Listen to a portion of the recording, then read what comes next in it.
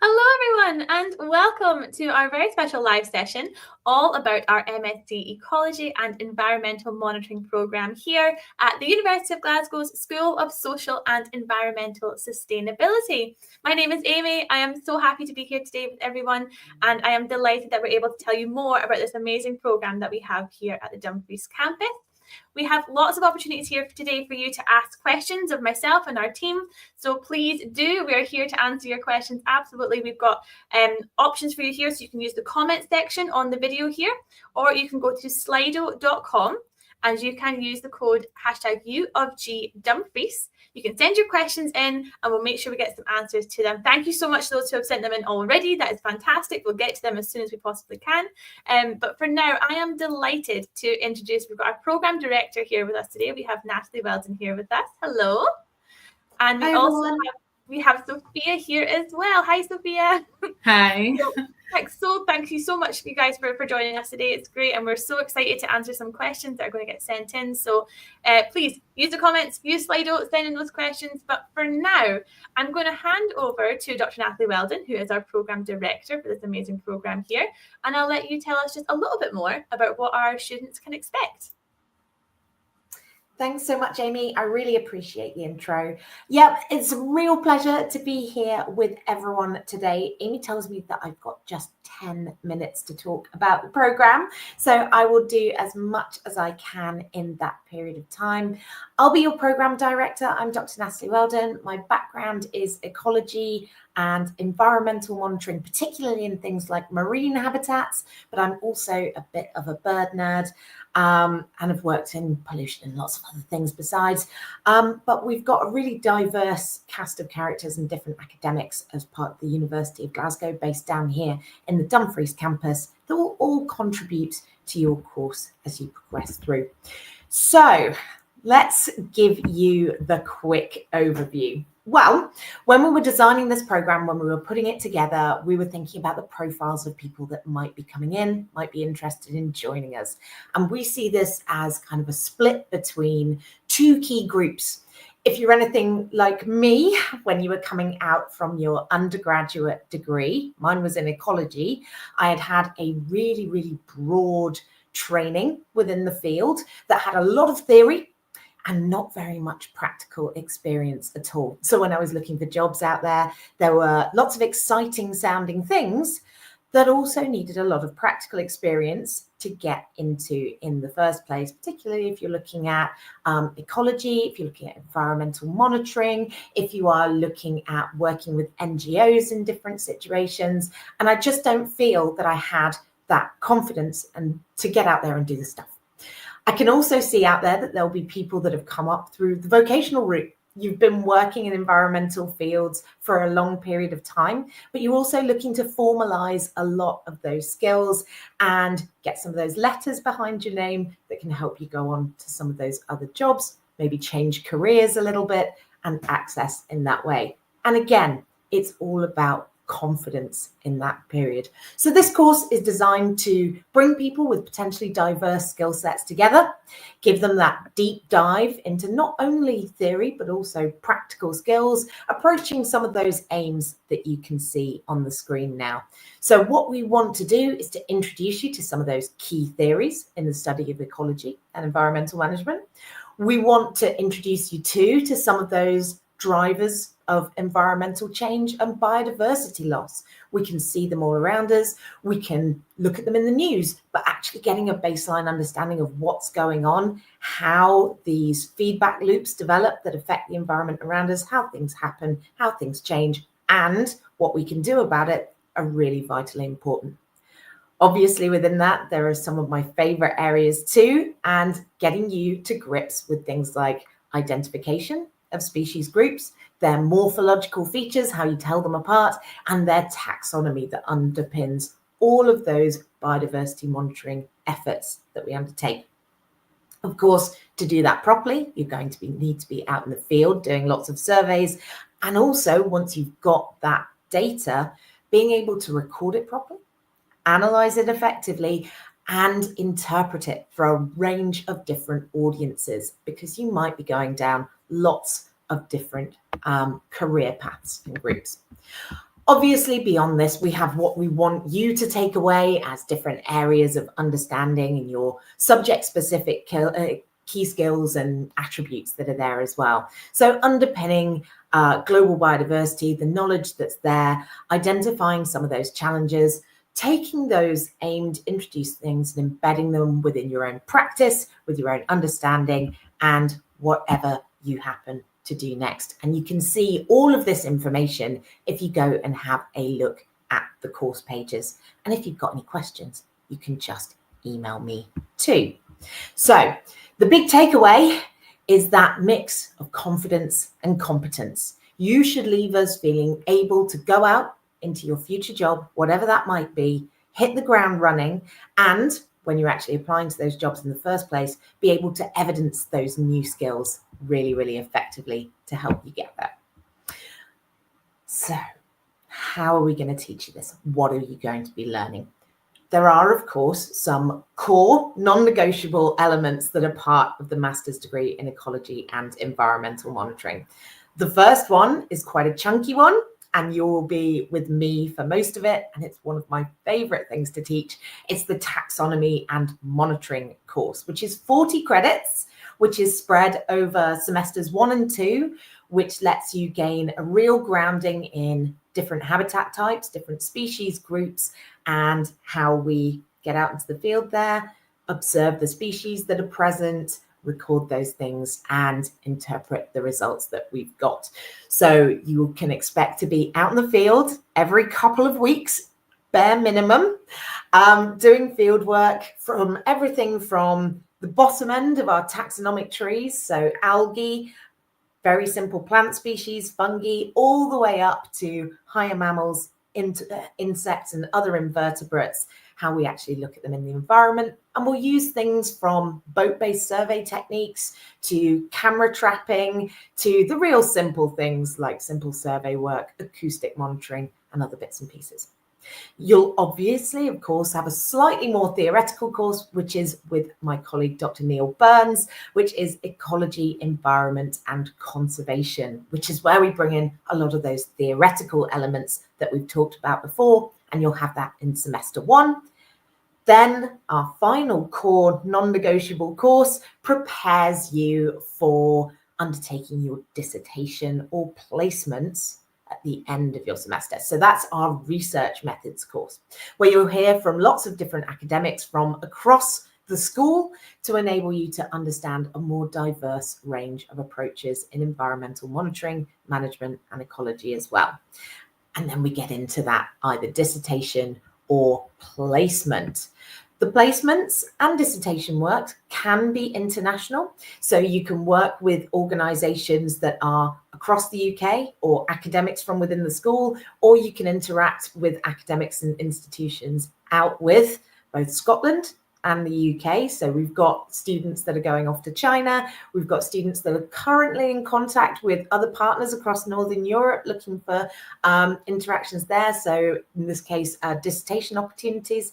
And we've got some that are staying locally with agroecological farms, working with people like SEPA and other groups. And we'll come on to that as well in a little bit.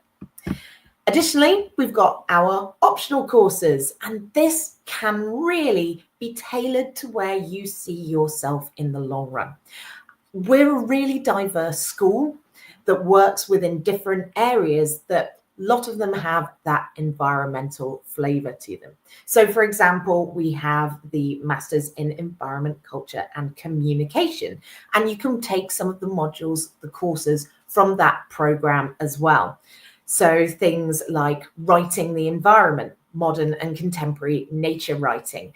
If you're looking to bridge that gap, for example, between environmental science and policy making, being able to interpret some of that information for a range of audiences in that manner can be really helpful. And of course, you can also supplement that with something like environment, politics and society. If you are really focused on working with NGOs, there's things like wildlife tourism and environmental responsibility to help you build up those skills and focus on more specific fields. So for if you're coming from a background that has a high level of safari tourism, or you've got a thriving whale watching industry or something similar where you are, you can start to develop key skills that are suited to where you want to be in the long run, and a whole host of other things besides. You can ask me, or you can have a look on the program pages to give you more information about what's there. Now, I've talked a little bit about Dumfries and the school, but I can't not talk about the environment as well. We are really, really blessed to be an ecology program at a Russell Group, world-class university, but based out in the environment itself. From a very short distance from our campus, we can reach coastal areas, we can reach ancient woodland, we can reach forestry, we've got a lot of farming, we've got upland, moorland areas, and of course we've got riverine systems and the wider aquatic environment that we can work with too. This enables us to very, very quickly develop those skills without the need for much travel and taking you out and away for long distances. More time in the field is more time developing those skills. Of course, we will take you away. We've also got, as part of taxonomy and population monitoring, a slightly longer field course, a residential field course that we've just gotten back from, actually, with this group. And on this occasion, we were out in Millport on the Isle of Cumbrae. You can see some of this year's group, in this case, doing shoreline surveys, but also doing things like seabird and sea mammal, so cetacean watching in this case, in what was, I have to say, absolutely glorious weather. When we're coming back, we've also got within the school our environmental labs, which you can work with. So if you are doing something slightly more technical, so in this case, what we're monitoring on screen is soil respiration. So looking at how different soils influence CO2 flux within an area. We're doing our identification skills, as we can see here with this nice drinker moth on screen, and also looking at things like fisheries monitoring. In this case, we've got both trout and salmon fry that we're measuring up, working with a local organisation called Nith Fisheries Trust, bringing individuals back to the lab here too. Again, something to be made aware of. Obviously, if you're looking at working in an ecological field, some of this may include some late nights and early mornings, especially if we're doing acoustic monitoring and emergence and re-entry surveys for things like bats. So you'll want to be considering, when you're picking your accommodation, being somewhere nice and close to campus so we can go out and play without needing to wait on any trains or too much public transport, even though our links are pretty good. It's challenging to get up that early and add an extra little bit of time onto your travel. I also mentioned my colleagues, and I'm really blessed to be surrounded by a really diverse group that work on things like peatland restoration, natural hazards and resilience, obviously ecology fields, so looking at fisheries ecology, looking at species restorations in different cases, looking at upland management, and a whole host of other things besides. So we've got quite a list here already, and a question mark because we've got a new member of staff coming in very, very soon, in addition to members of staff with wider specialisms from those other optional courses that I mentioned earlier, who you can interact with, and if you're interested, potentially work with for dissertation topics too. As I might have suggested, as part of our description of the Dumfries area, we've got quite a strong local environmental industry. And that means that there are lots of different organisations that you can work with, either as part of existing courses or if you're looking at local placements. So, for example, there is Forestry Land Scotland, the Wetland and Wildfowl Trust, Nature Scot, the Field Studies Council, SEPA, which is the Scottish Environmental Protection Agency, the local Biosphere Reserve, and one of the things that we've been running fairly regularly recently is working with something called the Species on the Edge project, which not only provides species conservation for species at risk in our area, but also does a lot of training voluntarily with our students too, which has been utterly fantastic. Of course, most people will come into masters with either moving on into future academic study in mind, and we're here to support you in that. Obviously, we're a very research intensive institution, and you will have, if that's what you want to do, the opportunity to engage with our various academics. Or we're here to support you in moving on to future career or build up the skills in the ones that you have. That can be either in consultancy, you might be looking at moving on into NGOs, environmental regulation, collections curation. We do work with the Hunterian Museum as well, Glasgow's museum collections. But the important thing that we want to do as your pastoral support is help you in developing your CVs, not just in giving you the skills to put on them, but how do you write those covering letters? How do you frame what you've done in the best light to get you where you need to be? With that in mind, you'll have an academic advisor, which will be me, as well as the wider University of Glasgow employability support too, to help you there. And that's pretty much the quickest whip through that I could possibly give, Amy. Sorry, that was overran.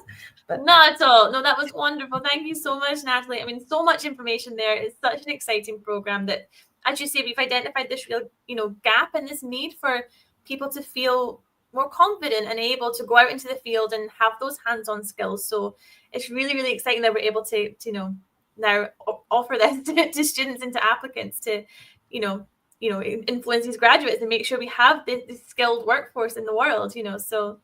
Really it's an exciting one for me. I don't think that there is an aspect of this course that I don't like teaching, which is always good. If you can go into work and say, oh, this is going to be a really good day because it's great weather. It's always great weather, honest. We're going to run down to the coast and we're going to spend the day looking at seabird diversity. Brilliant. Absolutely fantastic. And no. Although, having said that, I would recommend, if you're going to buy anything, if you're coming to Scotland from elsewhere, warm socks. Yes. Warm socks is the way to go. 100% agree. Thank you so much. I'm going to invite Sophia to join us for a little minute now. Hi, Sophia. Hi. Thank you so much for joining us today. Now, you're obviously a current student here at the University of Glasgow's Dumfries campus on a different programme, but I mean, very much in that kind of sustainability world as well. I wondered if you could introduce yourself a little bit and maybe just tell us a little bit about your experience at the School of Social and Environmental Sustainability so far. Okay, perfect. Sure. Hello everyone. My name is Sophia. I'm currently an international student here at the University of Glasgow, Dumfries campus, and I study the Sustainable Tourism and Global Challenges program. Okay. So far, my experience has actually been really good. University staff has been with me, like months before actually enrolling to the school. When I was looking for more options, definitely University of Glasgow was the university that gave me a much more comprehensive and complete program, with those beautiful crafted core courses that each of the programs have.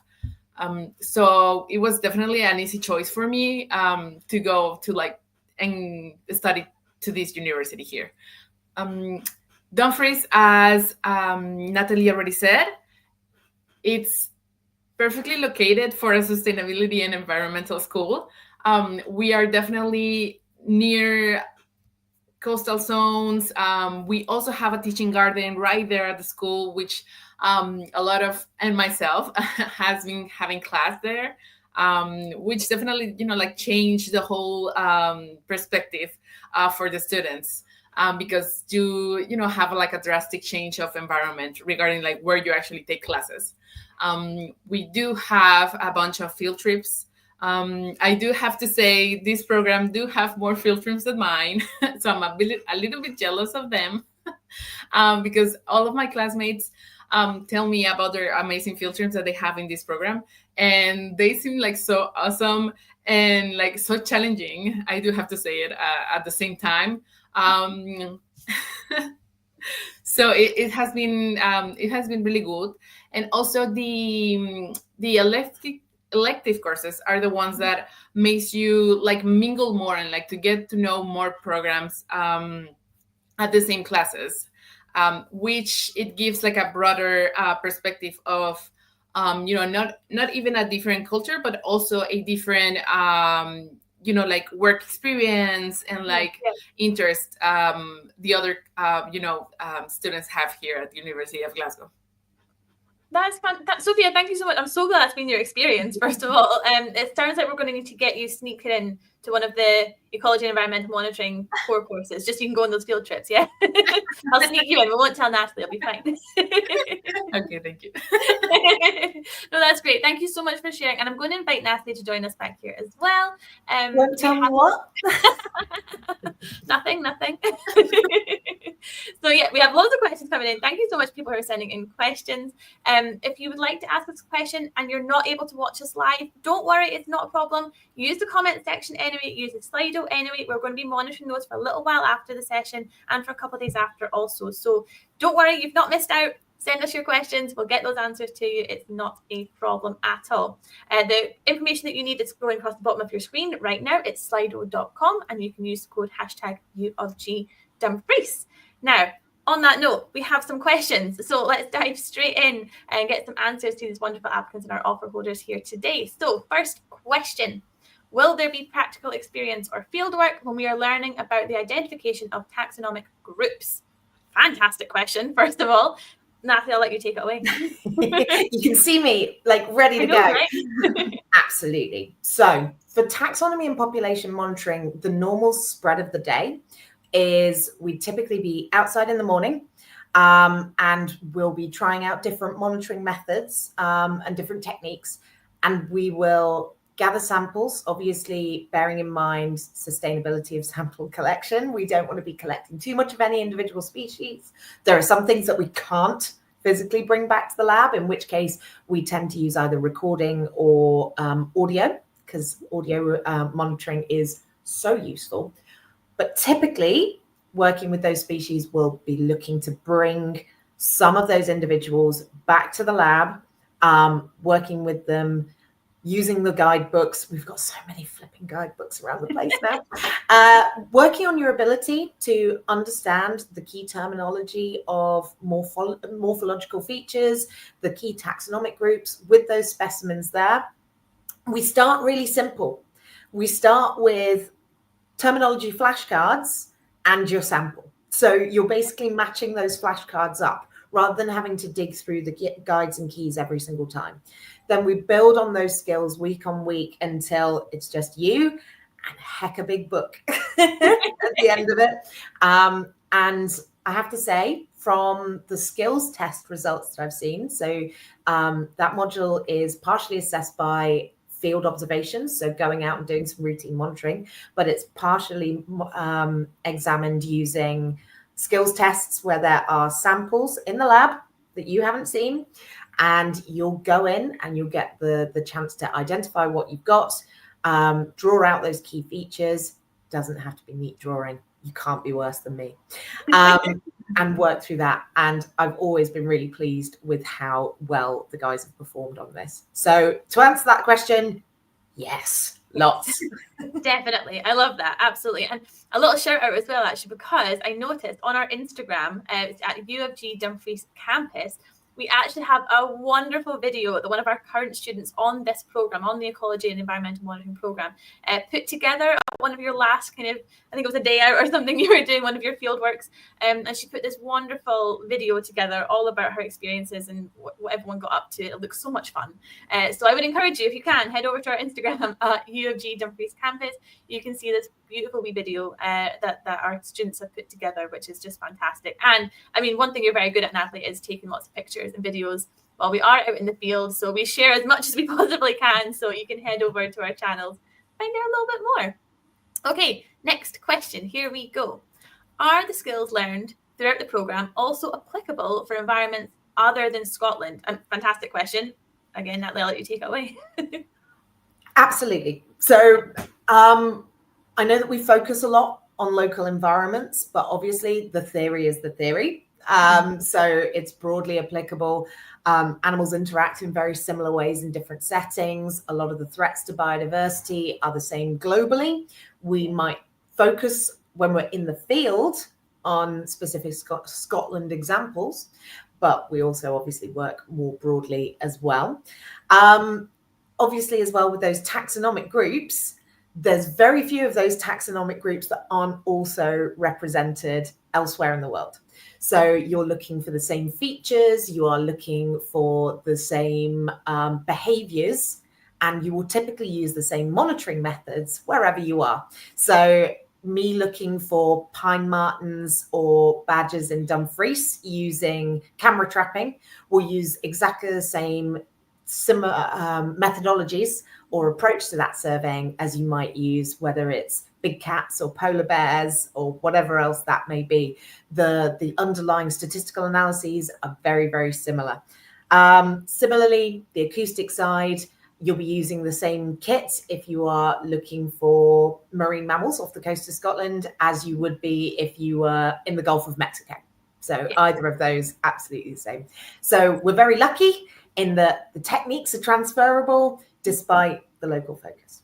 Yeah, no, I think it's really important. You're mentioning there about being able to, take this across the world. And our cohort, our students on campus really are a truly international cohort as well. Our students and our staff come from all over the world. So, it's really important for us, I think, as a school and as a university to be able to bring all those different perspectives and also take that learning out into the world and, focus on, different environments, different areas, different cultures, different, perspectives that we might have. And Sophia, I know we speak about this quite a lot, but from your perspective of being an international student on campus, you mentioned that earlier, how important is it to you that we're able to, build those transferable skills? And is that something you've experienced so far?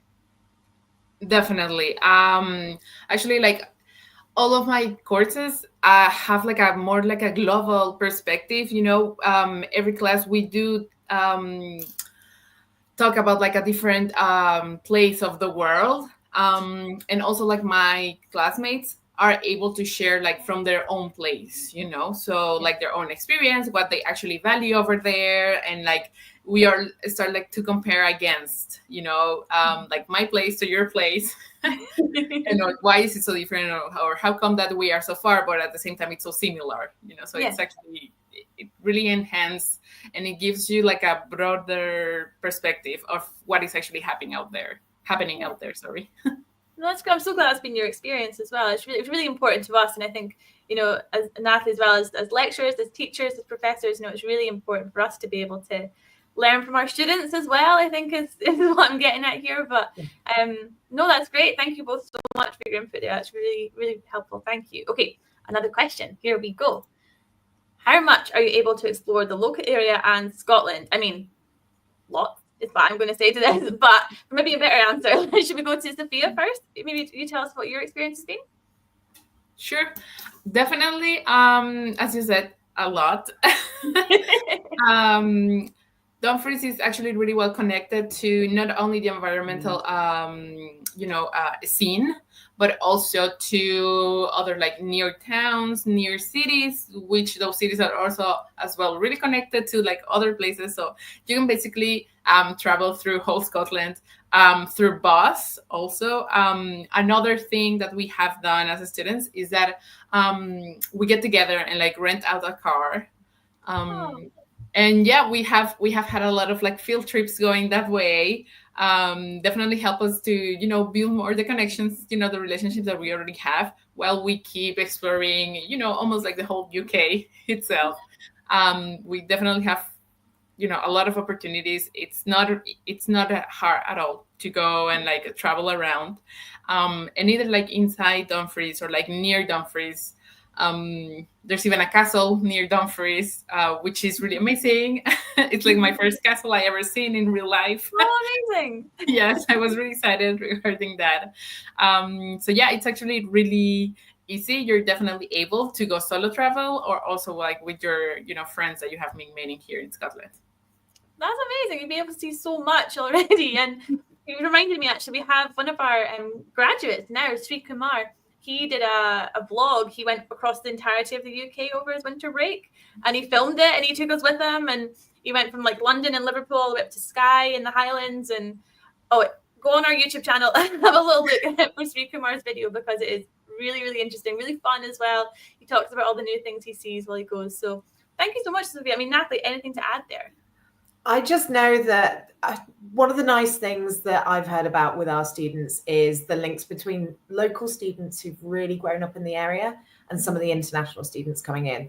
So I know that a couple have taken others out on long walks around Dumfries and Galloway, so exploring up Criffel and some of the other areas. And like you say, either traveling via train up to places like Aviemore to get a real taste of snowy Scotland. Yeah. Or even as far as Loch Ness. I know that there's a couple of trips to Loch Ness planned. And of course, across to Edinburgh, up to Glasgow, either as part of the actual programme itself, so coming up on the early weeks on taxonomy and population monitoring to go to the museums, or just going for a bit of a weekend away. So yes, people get out and away. Fortunately, they come back. That is good, yes. Thank you both so much. We have another question here about our field trips, I believe. So here we go. Do tuition fees cover the cost of field trips? Is that extra? It's not extra. Absolutely not. Your tuition fees cover the cost of all your field trips. You do not have to worry at all. It's all included. And yeah, I mean, nothing more to say about that, I don't think. It's just that we try and get you out as much as possible. Anything you're assessed on is covered. Yes. That doesn't mean that there won't be lots of other opportunities. We can't cover everything you're going to do. But for example, if one of our partners has set something up like a training event, I might just give you a link to that. If there's lots of people that want to go that might struggle to make it, then I can make a case to be able to put a minibus on to make sure that you can get there. But obviously we focus on the assessed stuff first. Other fun things crop up throughout the year, either organised by the academics or by our union on campus, which is GUDU. So GUDU University Dumfries Union. And you'll get lots and lots of regular emails on things like going to the castle or going to the local nature reserves to undertake work parties or do additional training or whatever that might be. So yes. Yeah, really great point. Thank you so much. We have, I think, maybe just time for one final question here. As I say, please do keep sending them in, though. We're going to be monitoring our comments and chat for a little bit longer and a couple of days' time as well. So you've not missed out. Please send in those questions. One last question, I'm going to sneak it in here, and that is, can I live in university halls in Dumfries? That is a resounding yes. We have 3 options here in Dumfries. We have Dumfries Halls, which is right next to the campus. We have Brook House, and we have Laurie now, which are both kind of more in the town centre. Now, Sophia, I believe you're representing Brook House today, is that right? Yeah, I do. I was lucky enough to be positioned here at Brook House. So far, it has been great. We do share like the living space area, also like the kitchen space. But we do have our own rooms, our own bathroom, which also you definitely get that sense of like privacy. In Brook House, it's so convenient that it's like so near to town and also so near to other supermarket stores, which makes it like way easier to live. To be honest, and it definitely enhances experience because you get to know a lot of your classmates. You might not even share any class with them, but it doesn't matter because they are there. They are going through the same thing as you are. So sometimes we do get together, like to share a meal or just to, even do assignments together. It doesn't matter. Like we don't know each other as assignments. We are just like, okay, we have to do this now. I love that. That teamwork, that community building. I love that. Get those assignments. Well, both of you, thank you so much. If anyone wants any more information about our campus, our programs, our facilities, anything at all, ways to contact us or book a campus tour, come and visit us. You can book a private tour or a group tour, come and meet wonderful student ambassadors just like Sophia here. You're more than welcome. You just head over to our website. It's glasgow.ac.uk/Dumfries. find out all about us there. For now, though, that's all we have time for. I feel like we could talk about this forever, and I'd love to as well, right? But we've got to say goodbye just now. But thank you both, Sophia and Natalie. Thank you both so much for your time today. It's been a pleasure talking to you both. Thank you to everyone who's tuned in to watch as well and sent in your questions. We love this. Please keep sending in your questions. It's not a problem. We are here to help. So for now, I'll just say thank you once again. Very much hoping to see all of you watching on campus in September.